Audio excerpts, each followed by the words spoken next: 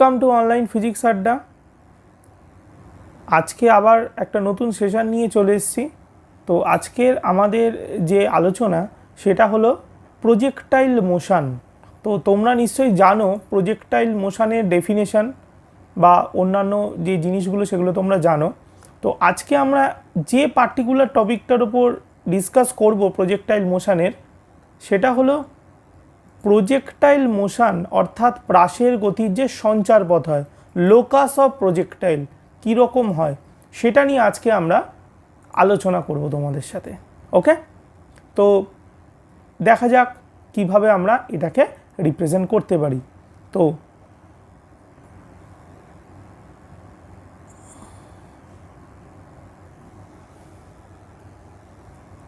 আমাদের আজকের যেটা প্রথম আলোচনা সেটা হলো প্রাসের গতির সঞ্চার পথ। তো প্রথমে আমরা একটা ছবির সাহায্য নেব। দেখো তোমরা এখানে দেখতে পাচ্ছ যে এই যে প্রাসের গতির কথা আমরা আলোচনা করছি, এই প্রাসের গতির ক্ষেত্রে দেখো এক্স এবং ওয়াই এই দুটি লম্ব অক্ষ বরাবর ভূপৃষ্ঠ বা অনুভূমিকের সঙ্গে থিটা কোণ করে একটি বস্তুকে নিক্ষেপ করা হয়েছিল। যদি নিক্ষেপ করা হয় তাহলে বস্তুটি দেখো এখান থেকে তার যে গতিপথ সেটা হয়েছে এরকম। বস্তুটি উল্লম্ব দিকে একটি নির্দিষ্ট উচ্চতায় গিয়ে আবার অনুভূমিক বিন্দু বিতে এসে পড়েছে। এখন ও বিন্দুতে বস্তুর বেগের অভিমুখ ইউ বরাবর অর্থাৎ এদিক বরাবর আছে, তাই আমরা স্পর্শক বরাবর এখানে অঙ্কন করেছি। তাই বেগ ভেক্টর অর্থাৎ বস্তুর যে প্রাথমিক বেগ ইউ তার এক্স অক্ষ বরাবর অর্থাৎ অনুভূমিক বরাবর উপাংশ কত হয়েছে দেখো আমরা ভেঙে নিচ্ছি ইউ ভেক্টরে থিটা বরাবর অর্থাৎ অনুভূমিক দিক বরাবর উপাংশ কত হচ্ছে ইউ কস থিটা, এবং তার যে উল্লম্ব বরাবর উপাংশ সেটা কত হয়েছে ইউ সাইন থিটা। এখন মজার ব্যাপারটা হলো আমরা প্রাসের গতির সঞ্চার পথ বার করতে চাই। তাই সঞ্চার পথ কথাটির অর্থ হলো যে কোনো বিন্দুতে আমরা যদি তার অবস্থানটা জানি সেখান থেকে সে কোন ধরনের গতিপথ সে ফলো করছে সেটা আমরা এখানে ডিটারমিন করব বা নির্ণয় করব। তার জন্য আমরা কি করব দেখো, আমরা ধরে নিলাম যে এই প্রজেক্টাইল বা বস্তুর যে গতিপথ সেই গতিপথের ওপর যে কোনো একটা বিন্দু ধরো আমাদের কাছে আছে পি, তাহলে আমাদের কাছে কি আছে যে কোনো একটা বিন্দু আছে পি। তাহলে এই যে পি বিন্দুটা ধরলাম, তাহলে এক্স ওয়াই কোঅর্ডিনেট সিস্টেমের মধ্যে এই পি বিন্দুর স্থানাঙ্ক কত হবে এক্স কমা ওয়াই আমরা ধরলাম। অর্থাৎ বস্তুটি তার গতিপথের এই পি বিন্দু যে অবস্থান সেই অবস্থানে যখন সে থাকে তখন এক্স অক্ষ বরাবর অর্থাৎ অনুভূমিক দিক বরাবর কণাটির দূরত্ব কত হয় না, অনুভূমিক দিক বরাবর কণাটির দূরত্ব হয় এক্স, এবং উল্লম্ব দিক বরাবর এই উল্লম্ব দিক বরাবর কণাটির বেগ কত হয়, উল্লম্ব দিক বরাবর কণাটির বেগ হবে ওয়াই। ক্লিয়ার? তাহলে আবারও বললাম যে এই যে বস্তুটির গতিপথ এই গতিপথের যে কোনো একটা অবস্থান আমরা ধরে নিলাম পি বিন্দু। তাহলে পি বিন্দুর স্থানাঙ্ক কত এক্স কম ওয়াই ধরলাম, অর্থাৎ অনুভূমিক দিক বরাবর সে এক্স দূরত্ব এবং উল্লম্ব দিক বরাবর সে ওয়াই দূরত্ব অতিক্রম করেছে যখন সে পি বিন্দুতে আছে। দেখো আমরা এখানে মেনশনও করেছি পি বিন্দুতে অবস্থান করলে কণাটির স্থানাঙ্ক হয় এক্স কমা ওয়াই। তাহলে অনুভূমিক দিক বরাবর কণাটি কর্তৃক অতিক্রান্ত দূরত্ব কত হবে দেখো, তাহলে আমরা ধরে নিয়েছি এক্স। তাহলে আমরা এবার একটা ক্যালকুলেশন করছি কি না, এক্স অক্ষ বরাবর যখন বস্তুটা যাচ্ছে অর্থাৎ চিত্রানুযায়ী যখন প্রাসটি বা বস্তুটি অনুভূমিক দিক বরাবর যাচ্ছে তখন তার বেগ কত হয় ইউ কস থিটা, এবং আমরা জানি অনুভূমিক দিক বরাবর যে কোনো প্রাস সমবেগে চলে, ইউনিফর্ম ভেলোসিটি নিয়ে চলে। তাই ইউনিফর্ম ভেলোসিটি বা সমবেগে গতিশীল কোনো বস্তুর ক্ষেত্রে আমরা তো জানি যে তার অতিক্রান্ত দূরত্ব অর্থাৎ বস্তুটি কর্তৃক অতিক্রান্ত দূরত্ব ইজিক্যাল টু কত হয় বেগ গুণ সময়। তাহলে আমরা এক্ষেত্রে পি বিন্দুতে অবস্থানকালী অবস্থায় ওই প্রাস বা বস্তুটি কর্তৃক অনুভূমিক দিক বরাবর অতিক্রান্ত দূরত্বকে কি লিখতে পারি না, আমরা লিখতেই পারি x equal to u cos theta into t. কারণ দেখো বস্তুটি অনুভূমিক দিক অর্থাৎ এক্স অক্ষ বরাবর কত বেগ নিয়ে গেছে ইউ কস থিটা বেগ নিয়ে গেছে, এবং এই সময় কত লেগেছে আমরা ধরে নিচ্ছি টি, যেখানে টি আমরা জানি টি হলো একটা সময়। কত সময় না, পি বিন্দুতে ও বিন্দু থেকে পি বিন্দুতে যে পৌঁছেছে তখন তার সময় লেগেছে কত টি। ক্লিয়ার? তাহলে টিকে আমরা এখানে কি হিসাবে ধরলাম, টি হলো আমাদের প্রয়োজনীয় সময়। কোথাকার প্রয়োজনীয় সময় না, ও বিন্দু থেকে কণাটি যখন পি বিন্দুতে এসে পৌঁছালো তার প্রয়োজনীয় সময়। তাহলে x equal to u cos theta into t. তাহলে এখান থেকে আমরা টি ইজ ইকাল টু কত অর্থাৎ সময় কত লেগেছে সেটা আমরা বার করে নিতে পারি। তাহলে কি জাস্ট ইউ কজ আলফা দিয়ে আমরা যদি এদিকে ডিভাইড করে দিই, ভাগ করে দিই, তাহলে টি এর ভ্যালু পাবো। তাহলে টি এর ভ্যালু কত হবে, তাহলে টি ইজ ইকাল টু দেখো আমরা পেয়ে গেলাম x by u cos theta. Clear? তো এটাকে আমরা 1 নম্বর সমীকরণ দিলাম। অর্থাৎ আমি বস্তু বা প্রাসটি কর্তৃক অনুভূমিক দিক বরাবর অতিক্রান্ত দূরত্ব থেকে আমরা কতটা প্রয়োজনীয় সময় লাগলো সেটা আমরা বার করে ফেললাম। এবার আমরা দেখব এই বস্তুটির উল্লম্ব দিক বরাবর কতটা দূরত্ব অতিক্রম করেছে টি সময়, কারণ আমরা ধরেছিলাম ও থেকে পি বিন্দুতে পৌঁছাতে সময় লেগেছিল টি। তাহলে সহজভাবে যদি আমরা ভাবি, তাহলে যে কোনো বস্তুর উল্লম্ব দিক বরাবর অতিক্রান্ত দূরত্ব যদি ফর্মুলা ভাবি, তাহলে আমরা h is equal to u t minus half g t square এই ফর্মুলাটা ইউজ করতেই পারি। এইচ হলো অতিক্রান্ত উচ্চতা, ইজ ইকাল টু ইউ প্রাথমিক বেগ, টি হলো প্রয়োজনীয় সময়। অবশ্যই মাইনাস সাইন ইউজ করব, কারণ বস্তুটি অভিকর্ষের বিরুদ্ধে উঠছে। দেখো ও থেকে পি এর দিকে অর্থাৎ উল্লম্ব দিকে উঠছে, অভিকর্ষের বিরুদ্ধে উঠছে, তাই minus half g t square. এখন প্রশ্নটা হলো, আমরা তো জানি যে কোনো প্রাসের যখন বা বস্তুর যখন উল্লম্ব গতি নিয়ে আমরা বিবেচনা করি, তখন আমরা সর্বদা বস্তুর বেগের ইউ সাইন থিটা উপাংশকেই ব্যবহার করে থাকি।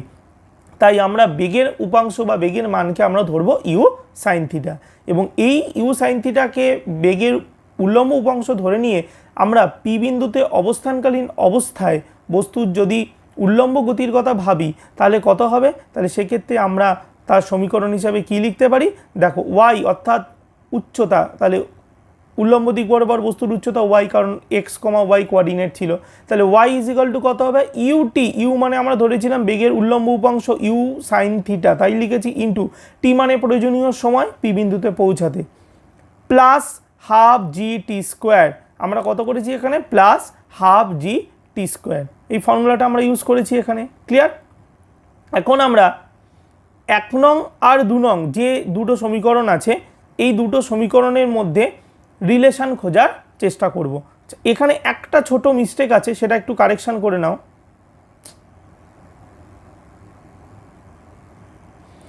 এইখানে যে সাইনটা আছে, এই সাইনটা এখানে হবে না, এর পরিবর্তে এখানে মাইনাস সাইন হবে। ওকে, এই জায়গাটা একটু চেঞ্জ করে নিও, কারণ আমরা অভিকর্ষের বিরুদ্ধে যাচ্ছি, অর্থাৎ ওপরের দিকে উঠছি। তাই ফর্মুলাটা হবে u equal to u sine theta into t minus half g t square. Clear? এটা আমাদের ক্লিয়ার হয়ে গেল। নেক্সট আমরা কি দেখছি? তাহলে আমরা 1 নং যে ইকুয়েশন পেলাম, এখান থেকে তো আমি টি এর ভ্যালুটা জানি। আর একটা কথা সবসময় মনে রাখবে, লোকাস বা সঞ্চার পথ যখনই আমরা নির্ণয় করব, তার মানে হলো এক্স এবং ওয়াই এর মধ্যে সম্পর্ক নির্ণয় করা। ক্লিয়ার? অর্থাৎ কণাটির এক্স অক্ষ বরাবর যা দূরত্ব এবং ওয়াই অক্ষ বরাবর দূরত্ব, তাদের মধ্যে একটা সম্পর্ক নির্ণয় করব, তাহলেই আমাদের সঞ্চার পথ বেরিয়ে যাবে। তাহলে দেখো 1 নং আর 2 নং এর মধ্যে এক্স এবং ওয়াইয়ের মধ্যে সম্পর্ক স্থাপন করতে গেলে উভয়ের মধ্যেই আমাদের কমন টার্ম কী আছে? টি। এই যে টি টার্মটি আছে এখানে এবং এখানেও আছে, এই টি টার্মটির ভ্যালু যদি আমরা বসিয়ে দিতে পারি এখানে, তাহলেই খুব সহজে আমরা এক্স এবং ওয়াইয়ের মধ্যে রিলেশন বার করতে পারবো। তাহলে 1 নং সমীকরণ থেকে টি এর ভ্যালুটা আমরা 2 নম্বর সমীকরণে যদি বসাই, তাহলে তার ভ্যালু কত আসবে? দেখো তার ভ্যালু আসছে, দেখো ইউ সাইন থিটা যেমন ছিল সেরকমই আছে, ইন্টু টি এর ভ্যালু কত ছিল? X by u cos theta. তাহলে দেখো ইউ এর ভ্যালু কত এসছে? X by u cos theta. Okay, এটা একটা হলো। এরপর এই চিহ্নটা একটু কারেকশান করে নিও, এটা মাইনাসই হবে, মাঝখানে মাইনাস আছে। হাফ জি টি স্কোয়ার মানে হলো টি এর ভ্যালুটা আমরা বসিয়ে দিচ্ছি তার স্কোয়ার। ক্লিয়ার? তাহলে এখান থেকে যদি আমরা এবার ক্যালকুলেশন করি, কত হচ্ছে? দেখো এখান থেকে যে ইউ, এই ইউ এর সাথে এই ইউকে আমরা ক্যান্সেল করে দিতে পারি।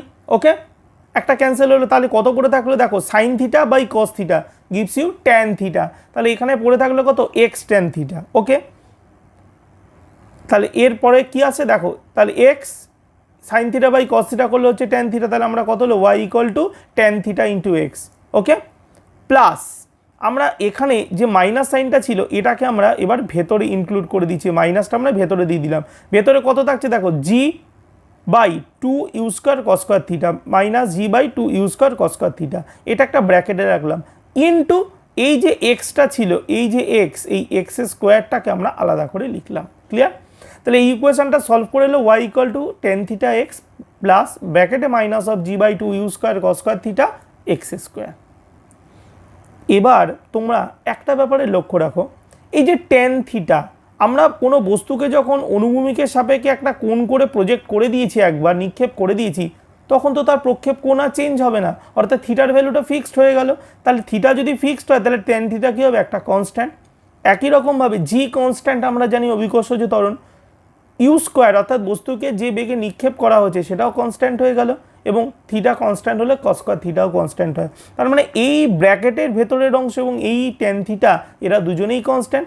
আমরা এই ট্যান থিটাকে যদি এ এবং এই ব্র্যাকেটের ভেতরের অংশটা অর্থাৎ -g/2 u square cos square theta এই কনস্ট্যান্টটাকে যদি আমরা বি হিসাবে কনসিডার করি, তাহলে আমরা ইকুয়েশনটাকে এইভাবে সাজিয়ে লিখতেই পারি যে y = ax plus bx square. ভালো করে লক্ষ্য করো, ট্যান থিটাকে আমরা ধরেছি a এবং এই মাঝখানে যে অংশটা অর্থাৎ -g/2 u square cos square theta একে আমরা কত ধরেছি b। তার মানে আমাদের এখানে কত এলো, আমাদের এখানে এলো ট্যান থিটা মানে a এবং -g/2 u square cos square theta মানে b। তাহলে আমাদের ফর্মুলা হলো y = ax plus bx square. তো মনে রাখবে তোমরা, এই যে ax plus bx square y = এই যে সমীকরণটি, এটা একটা অধিবৃত্তের সমীকরণকেই নির্দেশ করে, মনে থাকবে। তাহলে y = ax plus bx square এটা কাকে নির্দেশ করে না, একটা অধিবৃত্তের সমীকরণকে নির্দেশ করে। তাহলে আমরা এই ফর্মুলাটা যখন অ্যাচিভ করলাম, তাহলে আমরা খুব সহজেই বুঝে যেতে পারলাম যে প্রাসের গতি সঞ্চারপথ কেমন হয় না, প্রাসের গতি সঞ্চারপথ হয় অধিবৃত্তাকার, মনে থাকবে। তো এটা খুব ইম্পর্টেন্ট একটা কনক্লুশন যে প্রাসের গতি সঞ্চারপথ কেমন হয়। তো আমাদের উত্তর আসবে প্রাসের গতি সঞ্চারপথ হয় সর্বদা অধিবৃত্তাকার। কারণ বস্তুর অর্থাৎ যে কোনো প্রাসকে অনুভূমিকের সাপেক্ষে যদি আমরা যে কোনো কোণে নিক্ষেপ করি, ওই টোটাল পথের যে কোনো বিন্দুতে আমরা যদি বস্তুটার অবস্থান নির্ণয় করি এবং তার লোকাস আমরা নির্ণয় করি, সঞ্চারপথ নির্ণয় করি, আমরা দেখতে পাই সেটা একটা অধিবৃত্তের সমীকরণকে রিপ্রেজেন্ট করে। তাই আমরা খুব সহজেই এখান থেকে কনক্লুশন ড্র করতে পারি যে প্রাসের গতি সঞ্চারপথ সর্বদা অধিবৃত্তাকার হয়। ক্লিয়ার? তো ভেরি ভেরি ইম্পর্টেন্ট টপিক, এটা খুব ভালো করে তোমরা রেডি করবে।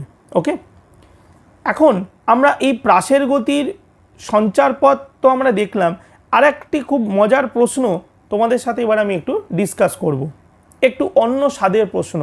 প্রশ্নটা দেখো যে কোনো বস্তু, যে কোনো বস্তু বা প্রাস যেটাকে আমরা বলি, তাকে যদি অনুভূমিকের সাপেক্ষে একবার আলফা কোণ আর একবার 90 ডিগ্রি মাইনাস আলফা কোণ এতে যদি নিক্ষেপ করা হয়, অর্থাৎ তোমাকে কোনো একটা বস্তু দেওয়া হয়েছে, তোমাকে বলা হলো যে বস্তুটাকে তুমি আলফা কোণ, যে কোনো আলফা মানে যে কোনো একটি কোণ, অনুভূমিকের সাপেক্ষে তুমি তাকে নিক্ষেপ করলে আলফা কোণ, আর একটা কত কোণে নিক্ষেপ করেছো না 90 ডিগ্রি মাইনাস আলফা কোণে নিক্ষেপ করেছো। যদি নিক্ষেপ করা হয় তাহলে উভয় ক্ষেত্রে বস্তুটির প্রক্ষেপ সীমার কি পরিবর্তন হবে, অর্থাৎ আমাকে বলছে বস্তুটার যে রেঞ্জ তার কি চেঞ্জ হবে। ওকে, তাহলে আমরা কিভাবে সলভ করব? দেখো, খুব সহজেই আমরা এটাকে সলভ করতে পারি। কিভাবে? আমরা তো জানি যে কোনো বস্তুকে যদি অনুভূমিকের সাপেক্ষে থিটা কোণে যদি নিক্ষেপ করা হয় বা আলফা কোণে যাই বলুক না কোনো যদি নিক্ষেপ করা হয়, তাহলে তার প্রক্ষেপ সীমার ফর্মুলা কি হয়? দেখো, প্রক্ষেপ সীমা হয় সর্বদা r = u square sine 2 theta by g, এটাই আমাদের ফর্মুলা হয়। এটা তো আমরা জানি রেঞ্জ বা প্রাসের যে প্রক্ষেপ সীমা তার ফর্মুলা। এখন এখানে যে থিটাটা আমরা লিখেছি, এই থিটাটা যদি আমরা থিটা কোণে নিক্ষেপ করতাম, কিন্তু আমাদের প্রদত্ত প্রশ্নে বলে দেওয়া আছে 90 ডিগ্রি মাইনাস আলফা আর আলফা কোণে নিক্ষেপ করা হয়েছে। তাই যদি বস্তুকে আলফা কোণে নিক্ষেপ করা হয় তাহলে সেক্ষেত্রে তার প্রক্ষেপ সীমা কত হবে? ধরে নিই r = ইউ স্কোয়ার, থিটার জায়গায় জাস্ট আলফা বসাবো, u square sine 2 alpha by g, এটাই আমাদের ফর্মুলা হবে। ওকে, নেক্সট আমাকে কি বলা হয়েছে? বস্তুটিকে আলফার সাথে সাথে 90 ডিগ্রি মাইনাস আলফা কোণেও নিক্ষেপ করা হয়েছে। অর্থাৎ সহজ কথা, ধরো আলফা যদি 30 ডিগ্রি হয় তাহলে 90 মাইনাস আলফা মানে 60 ডিগ্রি, অর্থাৎ একবার 30 ডিগ্রি করে নিক্ষেপ করব, আবার ওই বস্তুটাকে আর একবার 60 ডিগ্রি কোণে নিক্ষেপ করব। কিন্তু দুক্ষেত্রেই একটা কথা মাথায় রাখবে, বস্তুকে যে প্রক্ষেপ বেগে ছড়া হচ্ছে সেটা কিন্তু কনস্ট্যান্ট, অর্থাৎ ইউ এর ভ্যালু কনস্ট্যান্ট সর্বদা, শুধু অ্যাঙ্গেলটা চেঞ্জ করছি আমি, একবার থিটা বা একবার আলফা আর একবার 90 ডিগ্রি মাইনাস আলফা। তাহলে আমরা যদি বস্তুটিকে এখন 90 ডিগ্রি মাইনাস আলফা কোণে নিক্ষেপ করতাম তাহলে কি হতো?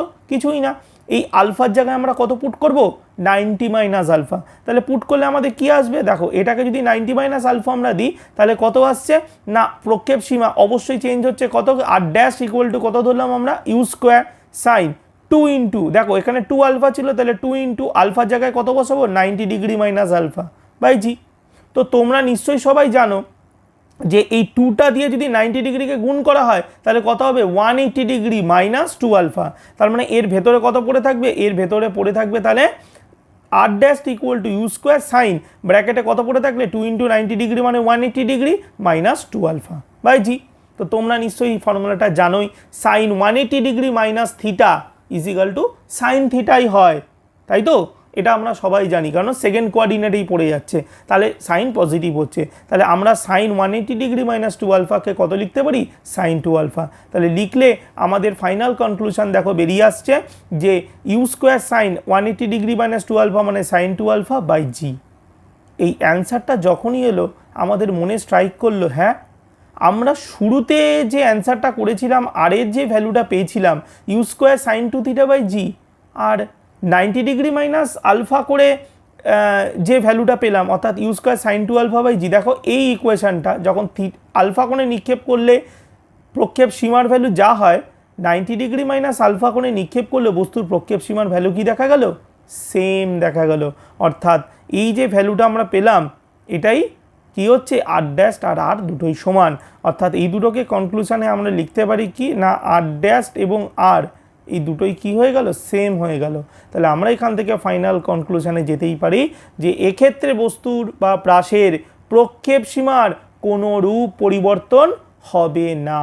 One of the most important conclusion, এটা তোমাদেরকে মনে রাখতে হবে, যে কোনো প্রাস বা বস্তুকে যদি অনুভূমিকের সাপেক্ষে থিটা বা আলফা অথবা 90 ডিগ্রি মাইনাস থিটা বা আলফা যাই কোণ বলবে এবং তার 90 ডিগ্রি মাইনাস সেই কোণটাতে যদি নিক্ষেপ করা হয় তাহলে তুমি মনে রাখবে প্রাসের বা বস্তুর প্রক্ষেপ সীমার কোনো রূপ পরিবর্তন হবে না।